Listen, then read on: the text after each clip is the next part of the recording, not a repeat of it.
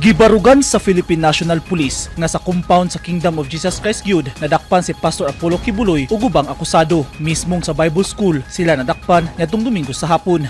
Doon lang ho siya nagpakita doon sa Bible School. Lang naman ang ang sinasabi lang nakapasok, galing siya sa labas. Hindi po pwede mangyari yun. That's very impossible. Ang galing na intelligence namin and KoJC is being na-lock namin yan. No way out. Matud ni PNP Chief General Rommel Marbil nitong higayona, sigurado sila nga nara sulod sa KoJC compound nagtago sila Quiboloy. Kukomplain na nga sila sa ramin ng high patrol sa ramin na namin. Tapos ang galing-galing ng pulis namin. All our bases are covered.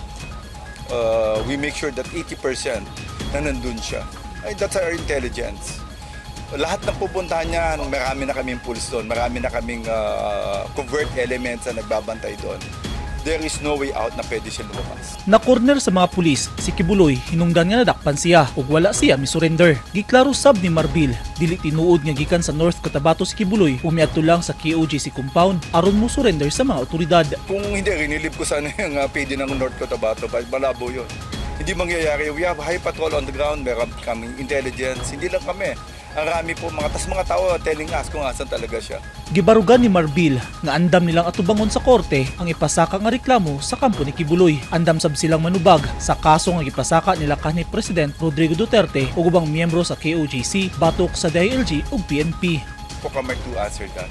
Tama po yan. Alam mo, we are open for cases then let it be para people will know na talagang gumawa po kami ng tama. Lahat po ng ginawa namin sa PNP, sabi ko nga with of course General Torre, within the bounds of the law. Hindi po kami above the law yung ginagawa namin. Lahat po properly, lahat po under ng human rights. Kami human rights po kami kasama na police na make sure na lahat ng ginagawa namin are covered and well documented. Lakip sa gibarugan sa PNP nga wala sila nalapas nga tawhanong katungod sa pag-implementa sa warrant of arrest batok nila Quiboloy. Every day po, we make a report, then we submit it to the RTC branch ng Pasig. Lahat po ng progress report namin regarding to sa implementation ng warrants of arrest. Andam hinuno pasaka ang PNP ug kasong obstruction of justice sa mga taga KoJC nga mitabang aron matago si Quiboloy.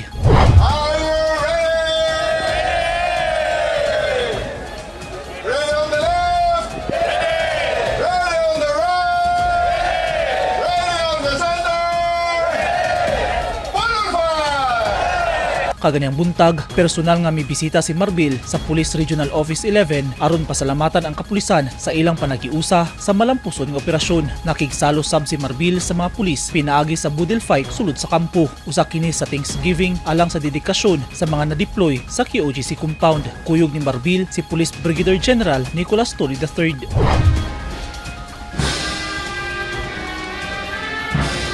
Naghalad sab og mga bulak sila Marbil ug Torre sa Bantayog ng mga bayaning pulis sulod sa PRO-XI. Today I'm the proudest son. Pag maiyak ako, pagbigyan na ako. I'm very emotional today as I can share with you that one of the names that stone is the name of my father. Master Sergeant Rodolfo M. Torre, 551354 PC, a member of the Peace Rangers whose motto is always outnumbered but never outfought. Emosyonal si Torre nga mihalad og minsay sa iyang amahan nga kanhi sub-pulis nga gi-ambush sa NPA niadtong 1990 ug nakasulat ang pangalan ini sa Bantayog ng mga bayani.